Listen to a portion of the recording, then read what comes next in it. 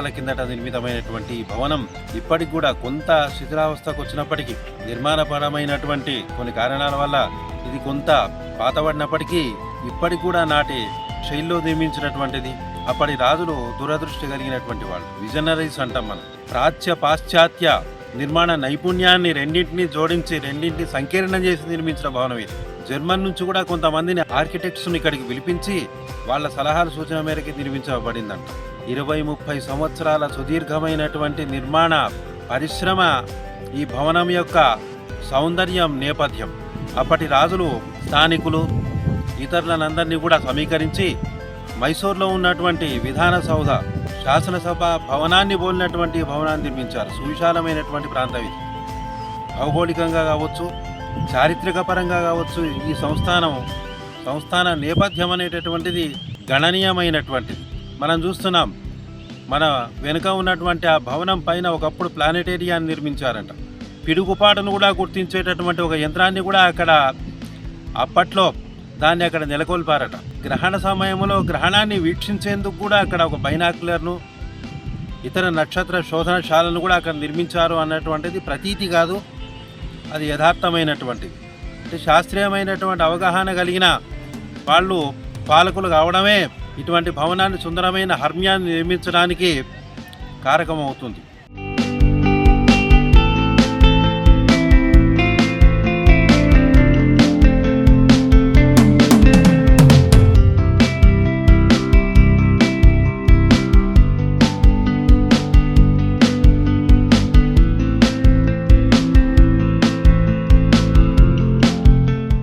ప్రజాపాలకులైనటువంటి అనే విధానం, అటువంటి దృక్పథం కలిగినటువంటి వాళ్ళే నిర్మించడం వల్ల ఈ భవనం ఇప్పటికి కూడా ఈ విధంగా ఉంటుంది అనడంలో అతిశయోక్తి లేదు. కాలాలకు అతీతంగా, అంటే వర్షాకాలం, వేసవికాలం, చలికాలానికి ప్రమేయం లేకుండా వనపర్తి పట్టణ ప్రజలు, పరిసర ప్రాంతాల ప్రజలు ఇక్కడికి సేద తీర్చుకోవడానికి, ఊరట పొందడానికి, ఉదయకాల సాయంకాల నడక కూడా దీన్ని ఉపయోగిస్తున్నారంటే ఇది మానసికంగా ఎంత ఆహ్లాదకరంగా ఉంటుందన్న విషయం వేరే చెప్పనవసరం లేదు. కుడివైపు ఉన్నటువంటి గరుడ పుష్కరిణి అన్నటువంటి బావిని అప్పటికి నిర్మిస్తున్న సమయంలో ఆ బావిలో కంకరను, ఇసుకను, వాటన్నిటిని కలిపి కాంక్రీట్ను తయారు చేయడానికి తాత్కాలికంగా ఉపయోగించిన బావి. తర్వాత అది రాజకుటుంబీకులకు నీటిని తీర్చడం కొరకే కాదు, నీటి అవసరాలు తీర్చడం కొరకే కాదు, గ్రామ ప్రజలకు, అప్పటికి గ్రామం వనపర్తి, ఇప్పుడు పట్టణం కానీ, అప్పటి గ్రామ ప్రజలకు కూడా ఇది మంచినీటి, తాగునీటి ఉపయుక్తమైనటువంటిదిగా చెప్పుకుంటారు. ఈ భవన నిర్మాణం పైన ఉన్నటువంటి గుమ్మాలు, అటువైపు ఇటువైపు ఉన్నటువంటి మకరితలలు, ఆ భవనం దాదాపుగా 40-50 అడుగుల ఎత్తు ఉన్నప్పటికీ, అంతకు పైగా ఎత్తు ఉన్నప్పటికీ కృంగిపోకుండా ఈ భూమి కింద ఉన్నటువంటి మెత్తటి చవిటి నేలను కూడా అప్పట్లో అంతే లోతు, ఈ భవనం బాహ్యంగా ఎంత కనిపిస్తుందో కింద కూడా అంతే ఉన్నటువంటిది. దీనిపైన దేశ విదేశీయుల దృష్టి కూడా పడ్డది. హోటన్ అనేటువంటి పండితుడు కూడా ఇక్కడికి వచ్చి సందర్శించడం జరిగింది. ఈ మధ్యనే సరయు మోరియా అన్నటువంటి ఒక ప్రఖ్యాత ఆర్కిటెక్ట్ బొంబాయి నుంచి ఇక్కడికి రావడం జరిగింది. ముంబై ప్రాంతం నుంచి అక్కడికి రావడం అంటే అక్కడికి కూడా ఈ యొక్క భవనం యొక్క ప్రభలు, దీని ప్రాశస్యం, ప్రత్యేకత అనేది అక్కడికి కూడా విస్తరించింది అన్న విషయంలో మనం ఆశ్చర్యపోనక్కర్లేదు.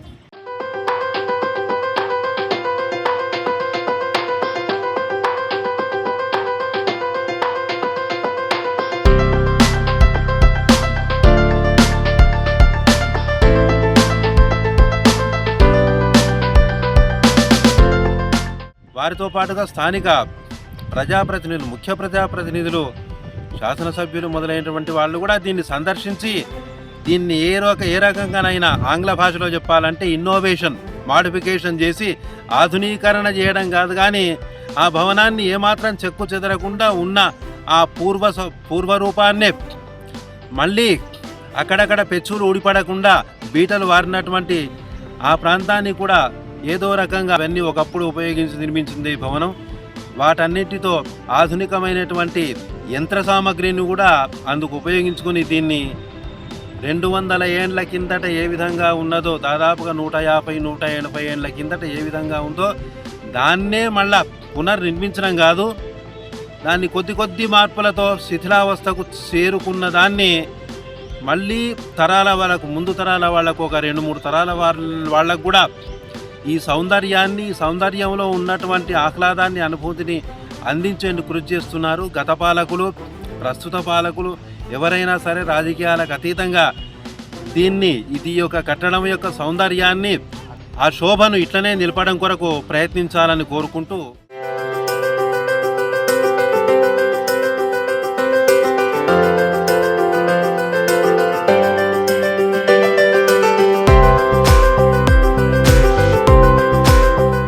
గత చాలా కాలంగా, చాలా సంవత్సరాలుగా ఈ యొక్క వనపర్తిలో ఉన్నటువంటి ల్యాండ్ మార్క్ ఏదైతే మనకి ఇక్కడ రాజప్రసాదం కనపడుతుందో, రాజగారి బంగ్లా అని పిలుచుకుంటారు చాలా ముద్దుగా వనపర్తిలో కాకుండా వనపర్తి చుట్టుపక్కల ప్రాంతాల వాళ్ళు, అనేక నియోజకవర్గాల ప్రజలు ఇక్కడ అనేక సందర్భాల్లో అనేక కార్యక్రమాల నిమిత్తం ఈ బంగ్లా ప్రాంతానికి రావడం, సేద తీరడం, అదేవిధంగా దాదాపుగా 50 సంవత్సరాల పైబడి ఎంతోమంది డిప్లొమా ఇంజనీరింగ్ను తయారు చేసి మరి దేశవ్యాప్తంగా, ప్రపంచవ్యాప్తంగా కూడా ఇక్కడ నుంచి వెళ్ళినటువంటి ఇంజనీరింగ్ విద్యార్థులు చాలామంది కూడా ఈరోజు సేవల్లో ఉన్నారు.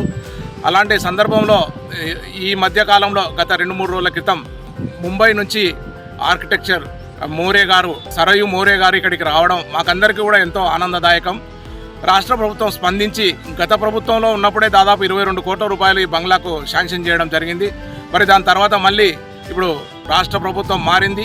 ఈ ప్రభుత్వం కూడా తక్షణమే చర్య తీసుకొని స్థానిక నాయకుల డిమాండ్ మేరకు ఇక్కడ ఉన్నటువంటి శాసనసభ్యులు కానీ, మరి అదేవిధంగా ప్రజాప్రతినిధులు కానివ్వండి, ముఖ్యంగా శాసనసభ్యులు చొరవ తీసుకొని ఈ యొక్క రాజప్రసాదాన్ని అత్యంత అద్భుతంగా తీర్చిదిద్దేందుకు ఈ యొక్క ఆర్కిటెక్చర్ని ఇక్కడికి పిలిపియడం మేమందరం కూడా ఎంతో సంతోషిస్తున్నాం. ఎందుకంటే ఇదొక పర్యాటక ప్రాంతంగా వర్ధిల్లాలని ఇక్కడ ఉన్న ప్రతి ఒక్కరి కోరిక. ఇక్కడ ఆల్రెడీ ఇప్పటికే 2-3 సినిమా షూటింగ్లు కూడా జరిగాయి గతంలో. మరి ప్రతిరోజు ఉదయం నుంచి సాయంత్రం వరకు ఎంతోమంది వాళ్ళ ఇంట్లో వ్యక్తిగా ఈ యొక్క బంగ్లాను మా బంగ్లా, మా ప్రాంతం అనే ప్రేమతో చూసుకునేటువంటి ఈ బంగ్లాకు ఆర్కిటెక్చర్ రావడం అద్భుతంగా, రాబోయే కాలంలో ఇంకెంతో సుందరంగా తీర్చిదిద్దుతారన్నటువంటి ఒక ఆశతో వనపర్తి వాసిగా స్వాగతిస్తున్నాను.